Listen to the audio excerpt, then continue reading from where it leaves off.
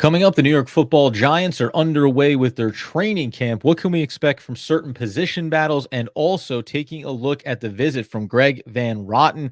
Could it spell a shakeup across the offensive line, especially when we take a look at one Evan Neal? We dive into it all coming up next.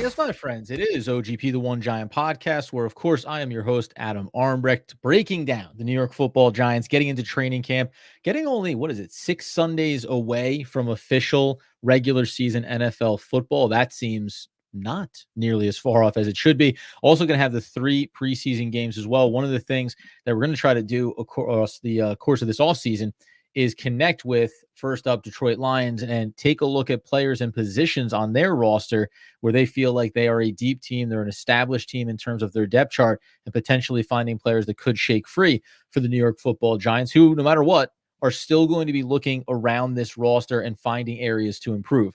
So we will, of course, talk about also the New York Football Giants and what we're seeing potentially when it comes to how they believe they've improved this offensive line and what it's going to look like for them depending on how certain players perform over training camp. Already brought into an Illuminor, obviously, in Runyon Jr. You have the second-year player in John Michael Schmitz. What does it mean next for them, though, as we continue to carry this training camp forward? We'll get into that here coming up in just 1 second as we bring you some live coverage on YouTube with the New York Football Giants in training camp back in just one moment to dive in on the visit from Greg Van Roten and what it means for Big Blue.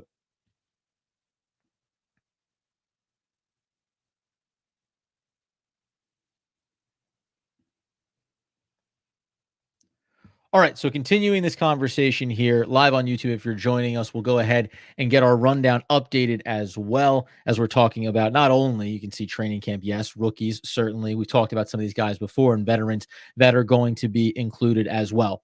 But among some of the news of the day, even though we talk about guys getting in, seeing some reps and starting to shake out where some of these depth competitions are going to be, is a visit from Greg Van Roten, former offensive lineman guard for the Raiders, who also obviously has ties to the New York Football Giants and current offensive line coach. So does it give us any indication around the perspective the Giants currently have on their offensive line, areas of concern, and then players on the roster who are certainly fighting maybe for expanded roles or to reestablish themselves as being viable candidates?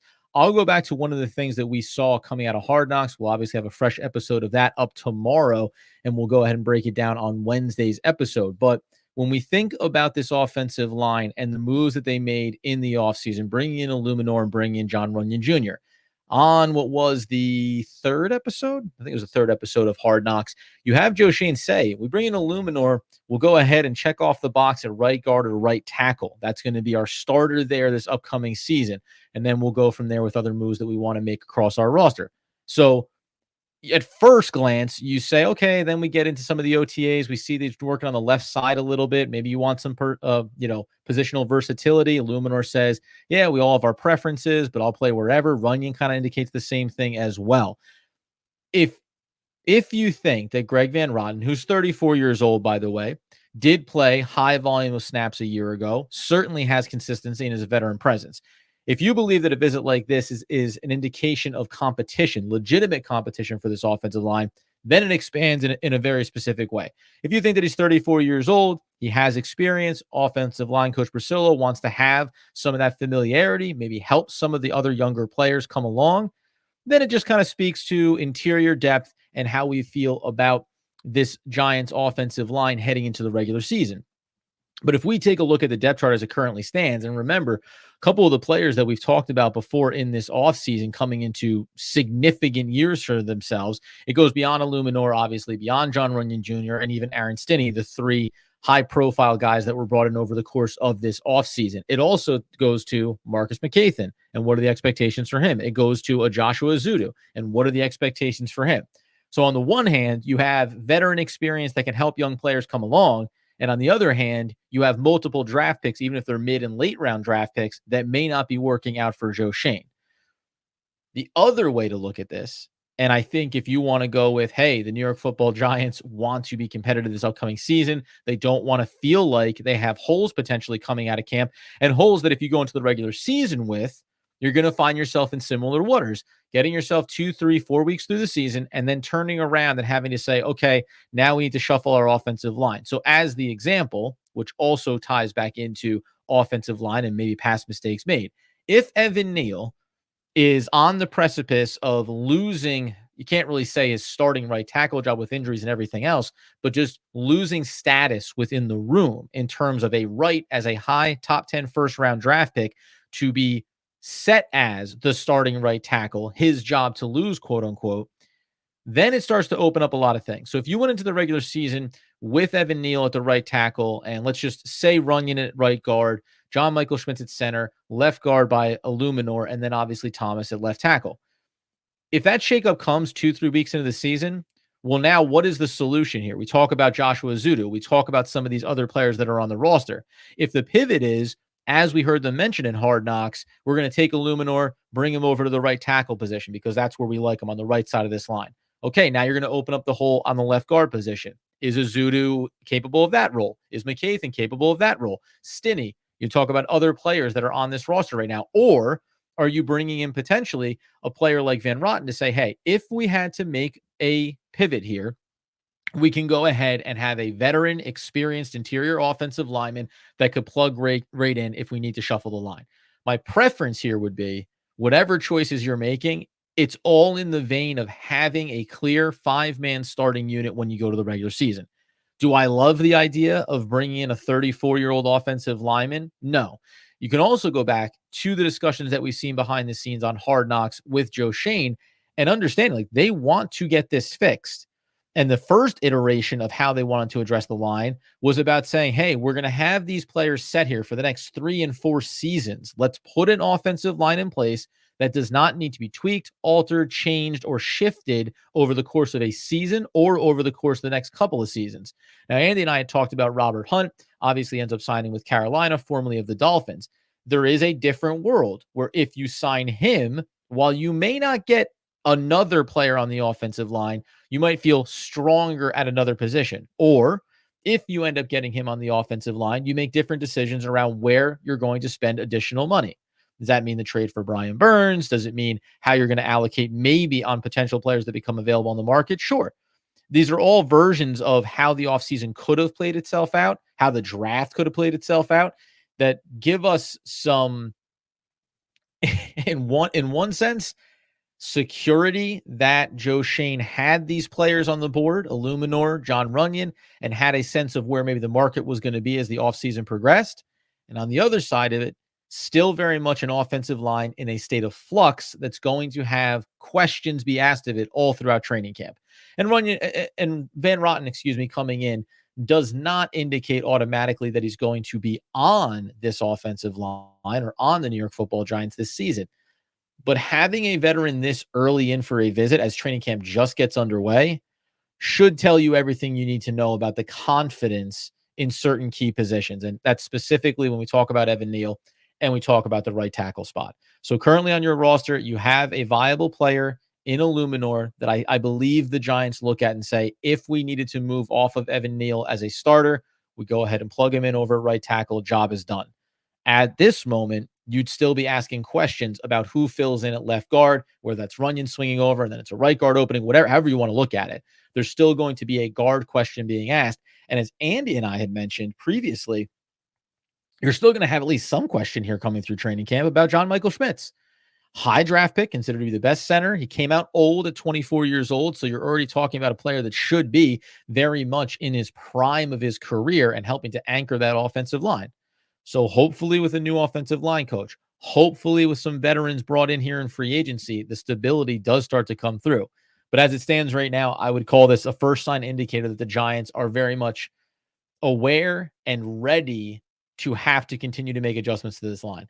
That can be encouraging, and it can also be concerning if you don't think that Joe Shane has done an excellent job in his tenure as GM addressing the offensive line, which to this point, you really can't say that you be overly confident in him.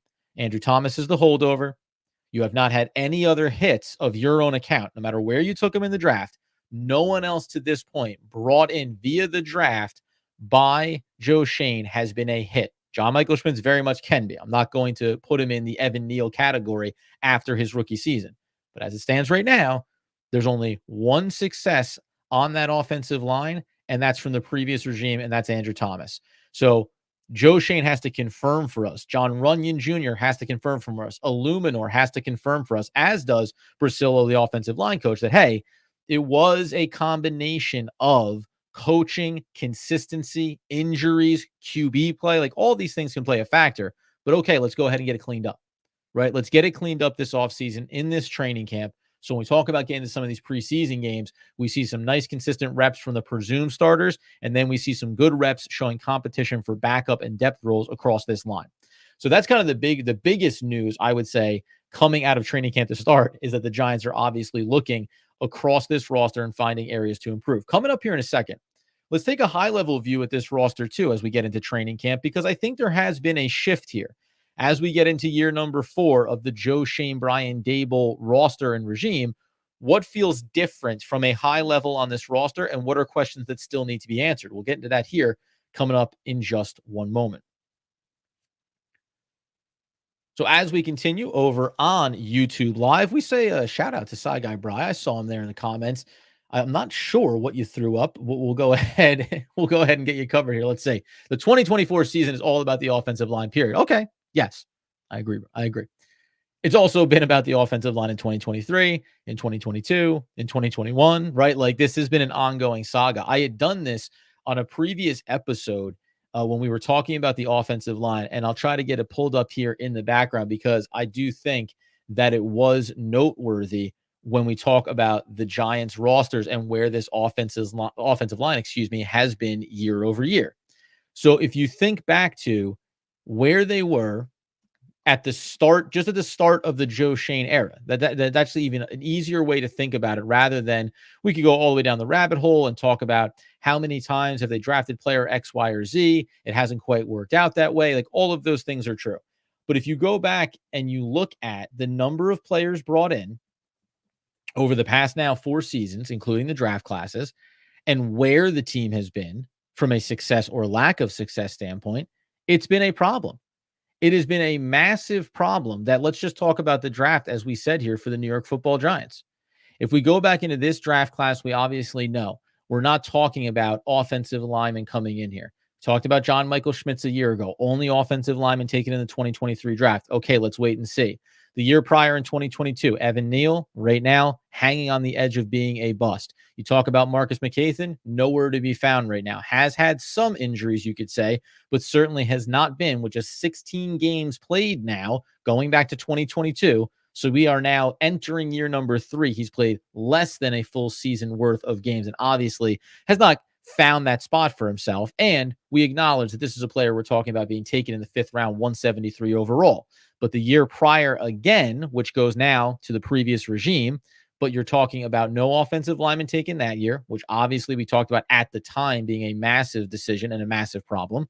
And then you had Andrew Thomas in 2020, Matt Pert, nowhere to really be found, inexplicably was getting some really interesting reps a year ago after the previous season, where he seemed to have played himself out of a role. You also have Shane Lemieux. He's no longer a part of this roster. Let's dial it back another season and talk about having only one offensive lineman being taken, and that was the international player in Afaso Adaje, who was, a deep 7th round pick, draft prospect, developmental player that you take a flyer on. So you understand where we're at here. I'm going all the way back to 2019, 2018, when we talk about Will Hernandez, for whatever he was or was not, certainly at least gave some success around being a 2nd round draft pick that was taken by the Giants. So that part of it has been, to me, an interesting narrative that cannot seem to be solved. And that's only talking about the draft classes, obviously, because we'll get into now, we talk about the 3 players, including Stinney, that were brought into the New York Football Giants this offseason. Okay, what are the expectations of where we're going to be a year from now? Because if it's anything less than John Runyon Jr. and Illuminor still playing, let's just assume for the moment, at left and right guard in whatever capacity, it's been another problem.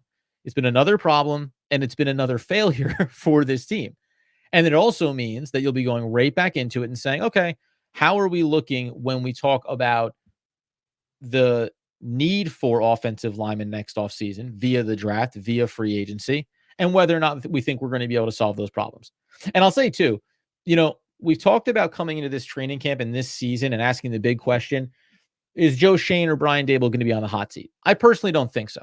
Like, I really don't think that we're talking about them coming out of this year in that vein. However, if John Runyon Jr. and Illuminor are not successes by the standard of what was spent on free agency, prioritizing, bolstering this offensive line, if we look back a year from now and we're talking about John Runyon Jr. more in the vein of a Mark Lewinsky than of a staple of that offensive line, I think we have real problems. If Illuminor is not a starter somewhere on this offensive line, I think we have real problems. So we could be cycling right back onto this conversation if we look at the Giants and do not see some stability brought across this offensive line.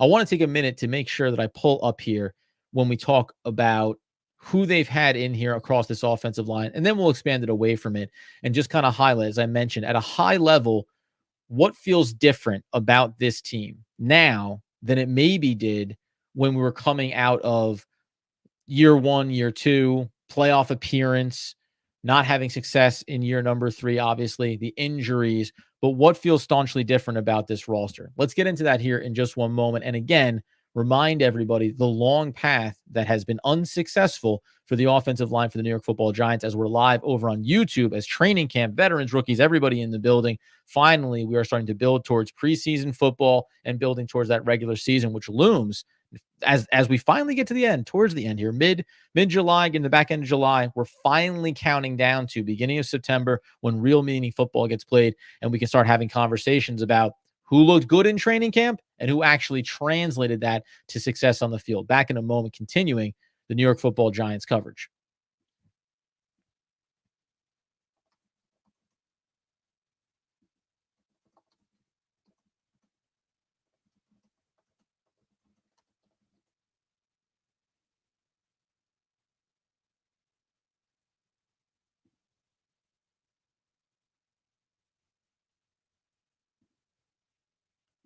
All right, as we continue live on YouTube, thanking everybody that joined in. And a reminder, by the way, too, we said we were going to talk about launching this. We'll have some official links that you can click on. If you go over to our YouTube page, there is a way to support the show beyond just subscribing, which we greatly appreciate, showing up for the lives, which we appreciate, subscribing over on the podcast feed as well. There's some perks that if you want to get into it, you can go ahead and get some exclusive content provided for you on a week-to-week basis. Also going to have some shorts that we're going to be dialing up over on YouTube as well, especially when it comes to game day, having Andy take a look at some of those last minute fantasy impact plays, and then also at a higher level from a betting standpoint too. So be sure to go check out over on YouTube, and we'll have some official announcement around that as well. But we just wanted to go ahead and start to get the ball rolling on extra content because we've greatly appreciated everyone showing the support. Okay.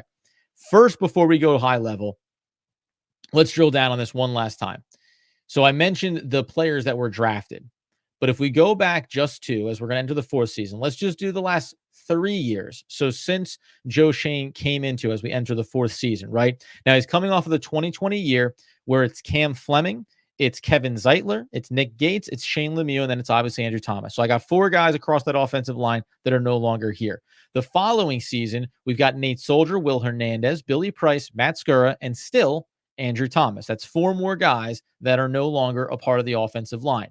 Then you get to 2022. Evan Neal, he's here, but it's Mark Lewinsky, it's John Feliciano, it's Ben Bredesen, and yes, it's Andrew Thomas. So I've got 4 more names to add to that list. We're up to 12. Tyree Phillips certainly played admirably at certain points, but he's no longer a part of this team. Justin Pugh comes in. He fills in at the end of last year. Ben Bredesen was still a part of this, and then John Michael Schmitz at the center position. So you put Pugh and you put Phillips into that mix. We end up being at 14 different, and 15 if you include John Michael Schmitz, but I want to put him into the success category. 14 different offensive linemen that have been across that front just since 2020. And if you go back even further than that, you can start to throw in names like Mike Remmers, obviously, Spencer Pulley, Jamon Brown, Chad Wheeler, right? So you can start to think about it a little bit more. But even then, at least you'd be talking about, we know the back end of a couple of longer running. I mean, it's kind of funny to backtrack it a little bit because some names like John Halapio start to feel more familiar. Justin Pugh feels more familiar because he was around for a while. But players like Justin Richburg, that did not work out. John Jerry came and went from starting in meaningful reps for this roster. And Justin Pugh, by the way, was getting shuffled around from a lot of different spots year over year as well. And then you're getting back into the early. I've already backed myself out all the way to 2013 here when I talk about the David Deals still being a part of this roster, Kevin Booth, and what it meant to come out of those eras. One thing to remind everybody about as far as a comp goes to another time in this organization's run. If you dial it back, let's take this all the way back to 2004 when it was Deal, Snee, O'Hara, at the time Whittle, and Pettigrew. Next year, it's McKenzie that comes in, but it's still Snee, O'Hara, Deal, Pettigrew. You go the next year, it's the exact same lineup. You go the next year, Rich Soybert gets put into the mix here. David Deal shuffles. He's now moved around the line a couple of times. That's only now 2 new faces that I'm naming over 3 and 4 seasons here. Injuries happen across the offense line the following year. Still the same core of players and the same core of players going into 09 and the same core of players now with Kevin Booth getting introduced in 2010. Boss gets introduced into the center position there in 2011, and then you get Will Beatty there at left tackle. And slowly it starts to break down as the Deal and the Sneeze, right? As some of those names start to fall away, you start to have that rotation over. We start to talk about the Justin Hughes and the Richburgs and guys that come in year over year and some to different levels of success or failure. But I just covered a decade-long stretch where it was same core, same core, same core, same core. And even though you had to move players around on the offensive line, they still represented consistency and familiarity. And obviously, it goes to having the same quarterback under center for all of those years, to having the same head coach for a large chunk, if not all of those years. We start to get into the mid-aughts. We have the transition away from Tom Coughlin. But the consistency and stability, it wasn't just the offensive line. It was also the head coach, right? It was also the consistency that you had overall on the roster. You can go to the wide receiver room, and even though different names are going to come and go, you're still going to get some familiar core guys.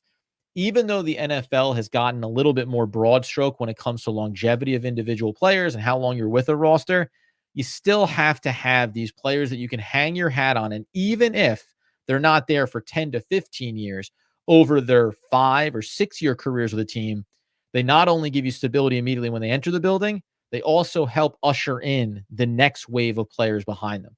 It's something that obviously the New York Football Giants have lost, especially when it comes to the offensive line. Now, that being the case, as training camp gets underway, let's just do a little bit of the high level here when we talk about what feels different. So let's just think about it from a depth chart perspective, who we believe is plugged in as the starters. And that's actually where this conversation starts, because now entering year number 4 for Joe Schoen, he's had 3 seasons, 3 off seasons, 3 draft classes, and now coming into this 4th one, being able to get his guys, quote unquote, right? So let's go offensive first. Daniel Jones, obviously a holdover. The Giants chose to pay him. He's still here. Devin Singletary, that's a free agent acquisition. That's a Joe Schoen move. Malik Neighbors, that's a draft pick for Joe Schoen. Darius Slayton's still here. Now, we'll see how it shakes out in terms of the hierarchy. He is a holdover, one of only a few that still remain. Wan'Dale Robinson, Joe Schoen draft pick. Daniel Bellinger, Joe Schoen draft pick. Holdover Andrew Thomas. Illuminor, Schmitz, Runyon, and Neal are all either free agent or draft acquisitions by Joe Schoen. Not all of them are glowing, but those are all under his control. So across the offensive side of the football, we have Andrew Thomas as a stalwart holdover that we're incredibly happy with. Really a guy that ultimately should be a 3rd or 4th wide receiver in Darius Slayton. It's not a knock on him, but he's still here. And then Daniel Jones. That's it. And obviously the mistake that is Evan Neal. That's how few now starting caliber players are still a part of this team from the previous regime. Flip it over defensively. Again, the smart move, you paid Andrew Thomas. You also paid Dexter Lawrence. Everybody else, when you go down this list, is from the new regime under Joe Schoen. If I'm looking through it quickly here, there is not a single player after Dexter Lawrence that is not a Joe Schoen selection via the draft or via free agency. If we talk about Bobby Okereke, obviously trading for Brian Burns here this offseason as well. So we have rolled it over, and some of those holdovers on the defensive side, like Azeez Ojulari, he's in a contract year, has been often injured, can't stay healthy. We don't think he's long for this team as it stands right now. Guys like maybe A player, obviously, when we talk about Trey Hawkins, that's going to be a late round draft pick for Joe Shane. A guy like Drew Phillips drafted this year. We expect him to compete. They brought in Trey Herndon this offseason, but Andy and I are somewhat bullish coming to training camp that he'll claim that nickel package there and he'll be able to play on the inside. They move Cordell Flott onto the outside. You brought in Jalen Mills. That's another veteran acquisition. Isaiah Simmons, you made a trade for him and then re-signed him ultimately. There's not a lot of players left here from the holdover. And I was trying to get to, I couldn't find him there. And now I have Darnay Holmes. Name escaped me for a moment. He's one of the holdovers, but his new established value comes in the form of being a special teams contributor and depth player. Dane Belton is in the mix there in the secondary. He is a Joe Shane guy. So we are now entering a season. Well, I'm not entirely sure what expectations will be in terms of wins and losses. There is a different expectation in terms of the quality of the players that are on the field because they are Joe Shane guys. They have continually and systematically turned over this roster year over year. So that now if you look up, and again, offensive line, if Illuminor is struggling, if Evan Neal, frankly, I mean, if Evan Neal is obviously done in a bust, that's also going to be a stain there on Joe Shane's record. But you have Azudu still lurking in the background. You have Marcus McCathan still lurking in the background. You brought in Stinney this offseason. Like all of these guys, these are all now Joe Shane acquisitions. And there's been restrictions on how much money you could spend and the players you want to go after. But I mentioned at the top, you could have gone after Hunt if you wanted to. You chose not to. And we'll find out if that's okay based on the other players that you brought in here. But there's clearly a dissatisfaction with what you currently have going. You did not want to keep around or continue, I should say, when it comes to the wide receiver and even the tight end room. You have Darren Waller's retirement. You traded for him. You got rid of Kadarius Toney. We're all fine with that. And you turned him into Waller, and that didn't ultimately work out. Could that have been something different? We don't know. But now you have Malik Neighbors, your pick. You have Wan'Dale Robinson, your pick. You have Jalen Hyatt, your pick. That's a first, a second, and a third round pick that are now the new core of your receivers. So they need to be successful. They don't all need to be elite. Everyone's not going to hopefully do what we want Malik Neighbors to do in his Giants career, but they all need to be contributors. And some of them have looked that part. I think Wan'Dale Robinson's going to have another strong performance here. I think he's being underrated right now. I think Jalen Hyatt is being overlooked right now in terms of coming in and finally, if the offensive line is playing well, stretch the field. I expect him to be more of that burner and see high volume in terms of routes taking him down the field, using that speed, using that athleticism. But when you get in behind it, man, these are all players. Think about the running back room at this point. Did not want to pay Saquon Barkley this offseason. Both parties wanted to go their own ways. It's totally fine. But the reality of looking inside this running back room, well, you now have Devin Singletary, the veteran that you wanted to bring in to give some stability. You now have Tyrone Tracy Jr., who's a former wide receiver converted to running back. You now have Jashaun Corbin, if you want to say that he's still in the mix here. He was with the team, without the team, back with the team. Eric Gray, that's a pick that is coming into a critical year to determine whether or not that was worth the draft capital or not. Turbo Miller, where does he land on this? Does he just end up being a practice squad player, a priority signing with the NCAA confusion around his eligibility? Okay, but you haven't answered that question yet. Maybe you get that answer, especially when we think about a player like Tyrone Tracy Jr. The quarterback room is another one that I find interesting. Drew Lock needs to show you that when Tyrod Taylor gets the big offer from the cross-stadium rivals, if you want to call them that, New York Jets, you pivot and you go to a player in Drew Lock. We're already getting the breadcrumb trail that, yes, we were willing to look at quarterbacks. We tried to trade up for quarterbacks. So whether or not Daniel Jones has a successful season this year, did you put the right backup in place? Training camp matters for Drew Lock. I mentioned a few other players that I maybe would have taken a look at in the free agency market when it comes to quarterbacks maybe being at the right age, so that if this team looks like it's having some moderate success this season, and mostly just in the version of it where you play yourself out a little bit of the QB market in the draft next year, that's just maybe something that comes to pass, however slight the opportunity may be. Are you going to walk into next season saying the 28-year-old kind of now getting into journeyman type status, Drew Lock, is going to be the quarterback that you want under center if you move off of Daniel Jones? Or do you wish that they had maybe looked at the free agent market and tried to identify a player at 23, 24 that if you needed a stopgap could still maybe offer you some upside? where you could, if not picking in the top 5 of the NFL draft, say, hey, we're going to go ahead and wait. We've evaluated this QB class coming out, and it's not going to be the right spot for us. These are all things, by the way, that are not the best case scenarios or scenarios that I would think the Giants are angling for, but it's just a reality. And every offseason that you get away from Dave Gettleman and from his regime, you start to look at the New York Football Giants roster and say, this is Joe Schoen. Like, this is the construction. And offensively, it's obviously Brian Daboll. Now, we're only in year number 1 of Shane Bowen, but there's more than enough talent here. Bobby Okereke was obviously a talent that you were very happy to have. But then almost any defensive coordinator would be happy to have that player in there, right? Kayvon Thibodeau has been a hit, and he's going to expand. The big question now, if we think about it relative to offensive line and that being an area of concern, you can look at 2 areas. You can say, one, the Giants haven't really done a lot when it comes to the defensive front from a draft perspective and bringing in some talent that can build up behind Dexter Lawrence, around Dexter Lawrence. That you could maybe put that there. But then I would say secondary, right? Not that the Giants have invested a ton of capital there. Deonte Banks has been the hit, but you're asking these questions about like Cordell Flott. Well, if he doesn't hit now, then I don't want to say that he has to be a top X. If we think about having 2 outside corners in the league and 32 teams, does he need to be top 64? Wow, I mean, you wouldn't hate it. For a player that you believe's coming in at 6'2", if he could put on a little bit of weight, still just 22 years old, you took him 3rd round, 81st overall. Should he be capable of holding his own on the outside? Yes. Should he maybe get beat up by some of the better receiving cores around the league? Okay, fine.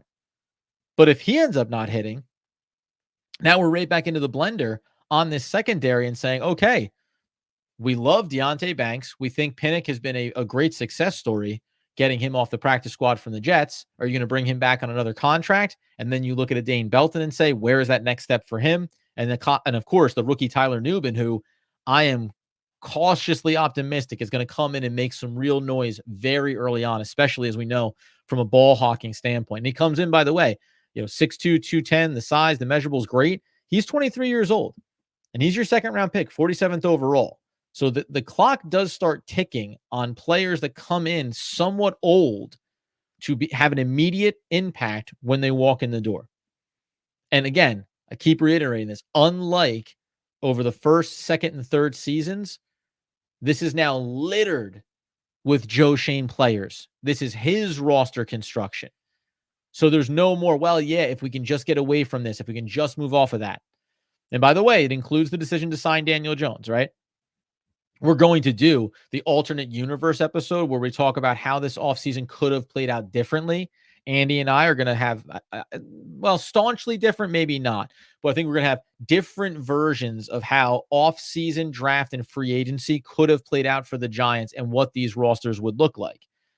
And we won't go all the way back to when they re-upped Daniel Jones, but obviously not having that money available made it different.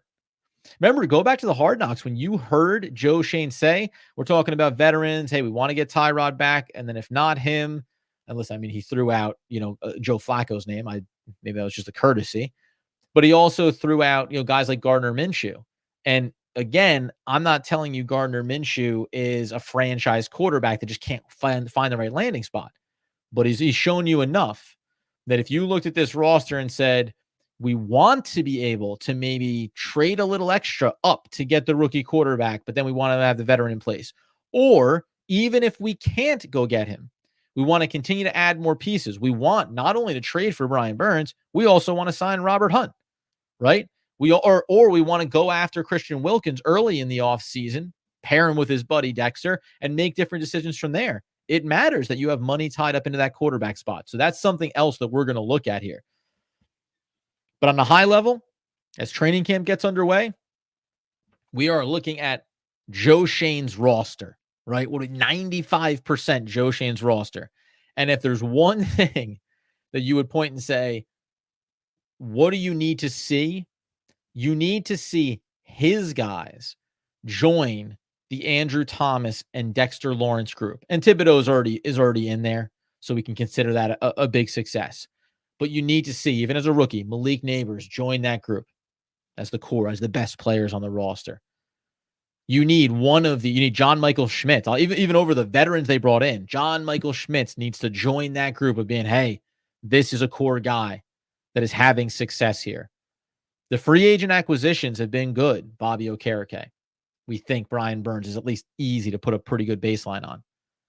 But you got to have your guys. Deonte Banks is in that group, right? Keep adding your players into the core group that is this team. It's not a bad thing that the Giants have Andrew Thomas or Dexter Lawrence, but it can't be that after this season, after this training camp, early in the year, that we're not talking about the third and fourth and fifth. I mentioned already Deonte Banks is in there already. Thibodeau is already in there, right? Okay. Let's say that's 4. And I'm not trying to dismiss anybody. There's 4 core guys. I better hear name number 5. And you want to put as acquisitions, Bobby Okereke in there. Okay. You want to put Brian Burns in there. Okay. Now that's 6. Give me number 7. Give me number 8, right? I need to keep adding to the successes that Joe Schoen has had over the off seasons and draft classes if I want to feel bullish about this team. Beyond wins and losses this year, I need to know that he has been successful in reconstructing this roster. And we come back to the top and we come back to this offensive line. That is where he will be judged, first and foremost. If Illuminor and Runyon are not starting on this offensive line and are not giving you consistent week-over-week play, we have a real problem. And, frankly, if Evan Neal turns out to be done, if he's given a chance and he can't succeed in claiming the right tackle spot, I don't care about kicking him inside and all the other experiments. If he is a bust, that's already a massive hit. But if Joe Schoen does not have a very clear pivot plan in mind, that's going to be a big problem. Because it's not like you haven't had the sample of Evan Neal's struggles.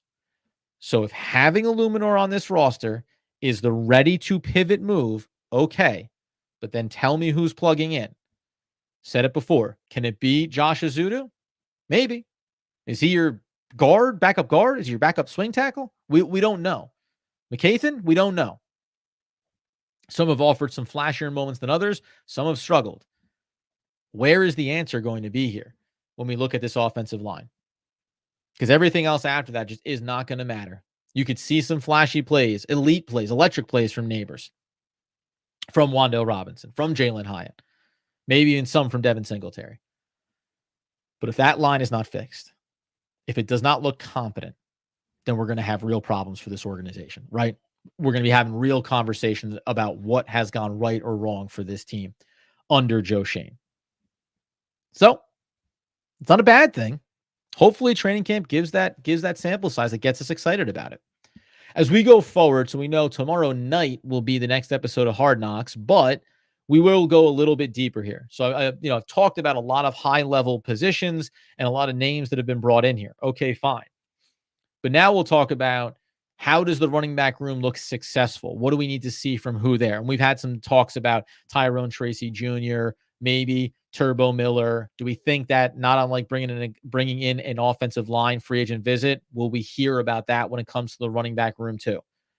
Wide receiver room is interesting after your top 3 guys and even your top 4. Put Darius Slayton in there.